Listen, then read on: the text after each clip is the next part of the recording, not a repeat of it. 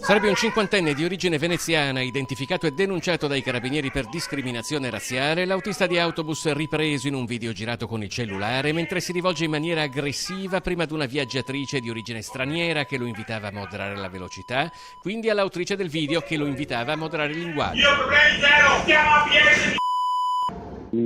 Diciamo che a noi non è stata data comunicazione, insomma, di un nome, per cui presumiamo appunto che sia di una cooperativa, ma essendo di un'altra cooperativa e non un nostro dipendente, quello che possiamo fare è limitarci di scrivere alla cooperativa, come avevamo già annunciato, e chiedere che persone che si comportano in questo modo sul mezzo pubblico non guidino più un autobus di linea, ecco. Aveva definito un comportamento molto grave quello che si era visto da questo filmato. Diciamo che c'era una violenza verbale nei modi che